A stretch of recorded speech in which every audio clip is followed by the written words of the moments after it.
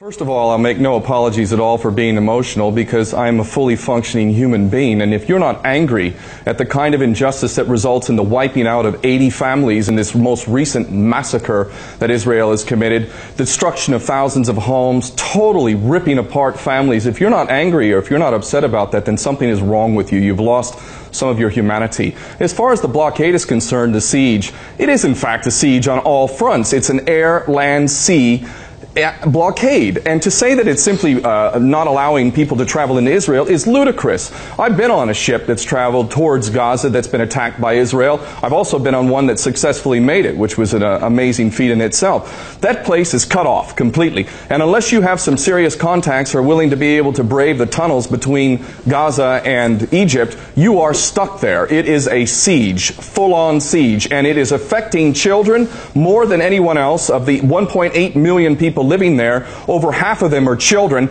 They have been put on a diet, as quoted by Israeli officials, and they are malnourished, anemic, and they have trauma from years and years of terrorism, state-sponsored terrorism. And again, I make no apologies for being emotional about this. I see the Palestinians as brothers and sisters, and my brothers and sisters are being violated. If you want to get into the history of why we got to this place, I'm absolutely fine with that as well. The partition plan that was endorsed by the UN, which gave over 60% of the land to less than 15% of the people, is the origin of this problem. The theft of the land from the people who had lived there generation after generation for eons, literally, is the problem. It is an absolute absurdity to think that people who have been dispossessed of their land and treated as subhumans for over 60 plus years will accept anything less than full freedom and dignity. And until there is a state in that region which respects all of the people, not a Jewish state which affords certain rights to a certain group of people and treats others as subhumans,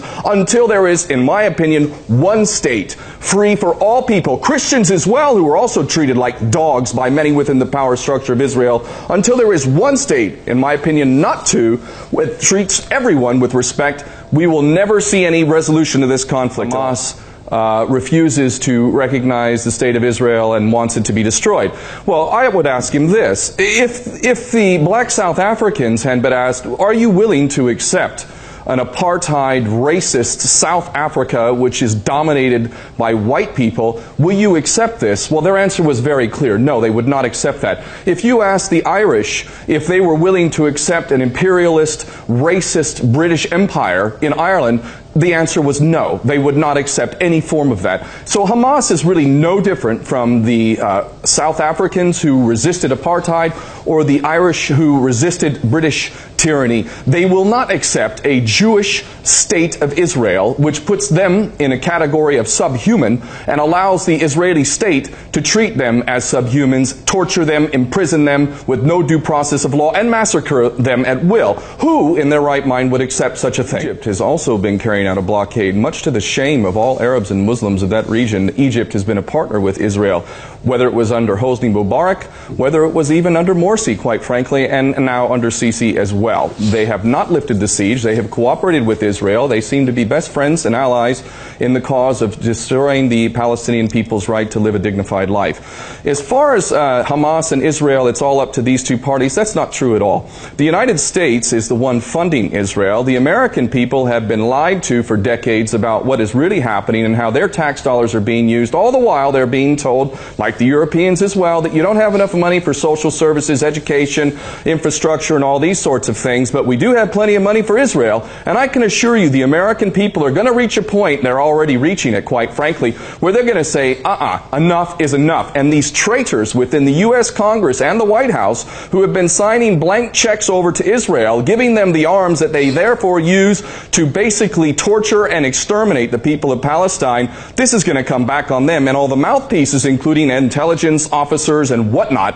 who continue to ignore the fact that the United States is party to massive crimes in Palestine by allowing an armed invader, an occupier, to basically destroy everything that is humane within Palestine. This is a fact, and absolutely 100%, if we're looking for a solution, one thing has to be heeded, and because it's been absent in this world, and that is true and proper international law. The United States and Israel, more than any other nations on this planet, need to be facing war crimes and crimes against humanity charges, and until such time as we as people insist that international international law is actually heeded and that charges are brought and convictions are achieved. Until this happens, we will continue to see this kind of impunity, which will attempt a world war and possibly nuclear annihilation.